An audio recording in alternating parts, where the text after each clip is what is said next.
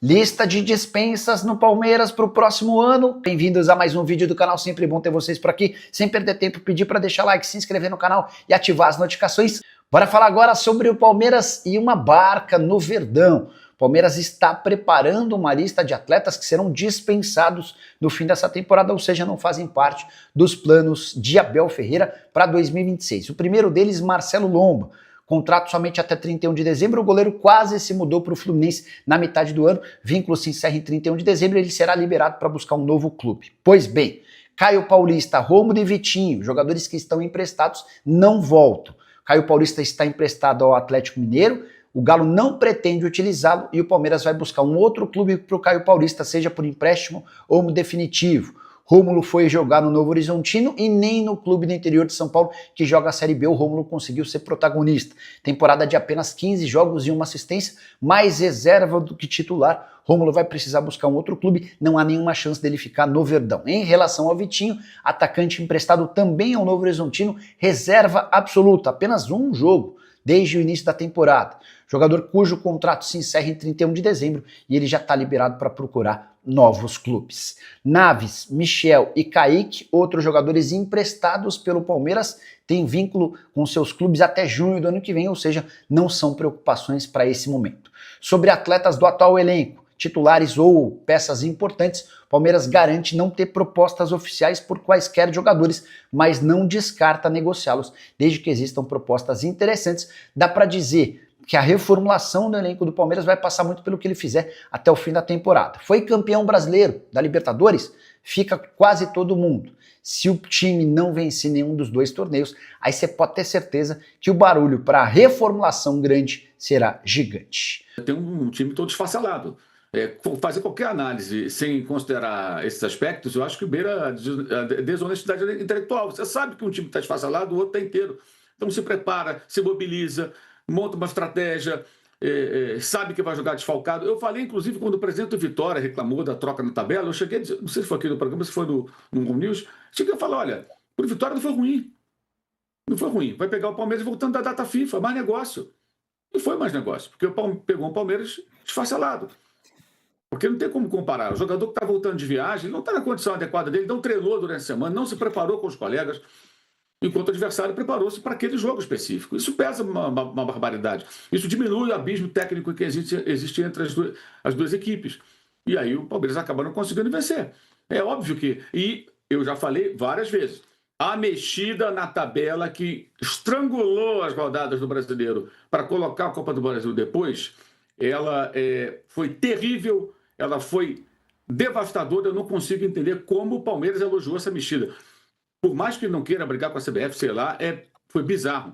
Tem idiota que acha que é uma idiotice criticar isso, mas eu não tenho como discutir idiotice com idiotas, né? Quem entende de idiotice é o idiota.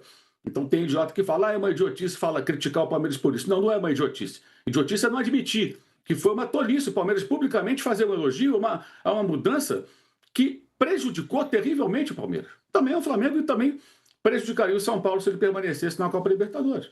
Isso para mim é muito claro. E essa semana isso ficou evidente. Então, tanto o Vitória quanto o Fluminense, sem esse problema, os dois se prepararam para a partida e o Fluminense foi muito melhor que o Flamengo e o Vitória foi eficiente contra o Palmeiras. Acho até que se o Renato Kaiser estivesse em campo naquele momento, no segundo tempo, que o Palmeiras deu mais espaço, o Vitória conseguiu chegar 2, 3 vezes com algum perigo, eu acho que talvez até que poderia ser pior que o Palmeiras. Eu acho que o finalizador melhor e estava no banco ontem. Enfim, ontem não. Há 2 dias. Palmeiras e Fluminense. O senhor Rodrigo Sintra, ele conseguiu escalar 2 árbitros que não apitam na Série A, normalmente nesses 2 jogos.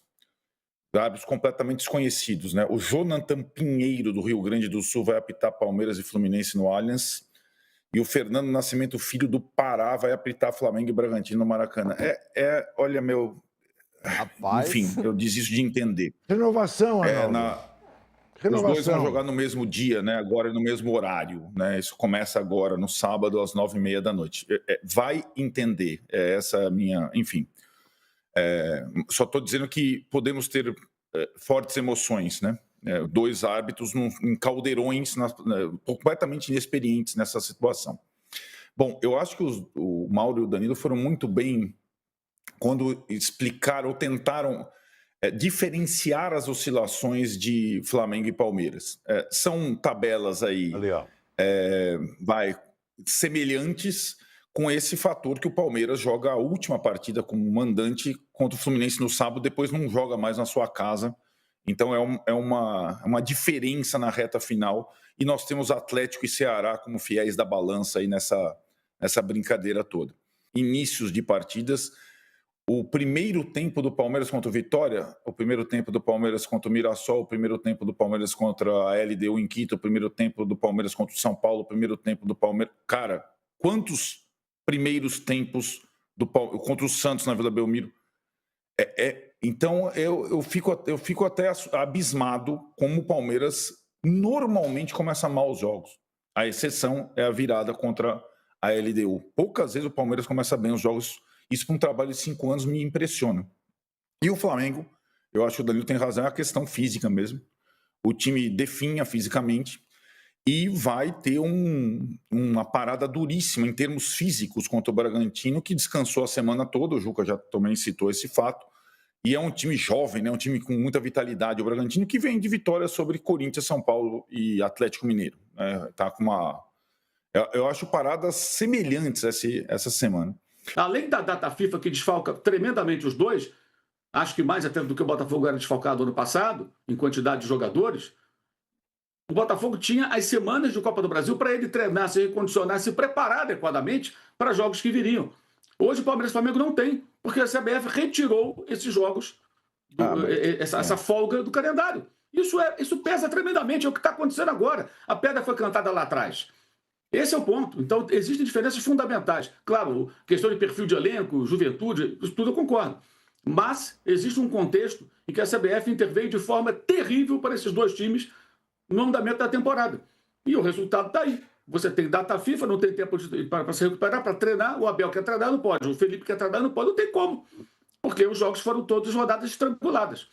Mas o Botafogo, no ano passado, nesse momento agora, que estamos, ele parecia que ia pipocar como pipocou no ano anterior. Foi justamente quando o Palmeiras passou à frente e foi depois derrotado em casa. E o Botafogo arrancou para o título. Aí tem a reação. Ganha com o homem a menos do Atlético, vence o Internacional em Porto Alegre, arranca para o título e o Palmeiras até perde para o Fluminense na última rodada. Fala galera, seja bem-vindo ao novo canal do Palmeiras. Já deixa o like para dar aquela força pro canal. A intenção aqui é deixar esse canal gigante com torcedores do Palmeiras, fiéis. Então já se inscreva no canal e ative o sininho de notificações. Seja bem-vindo, fique à vontade para opinar, deixar a sua opinião no espaço de comentários. Nós sempre estaremos olhando os comentários e respondendo vocês, tá bom? Então seja bem-vindo, vou ficando por aqui. Um forte abraço, valeu galera!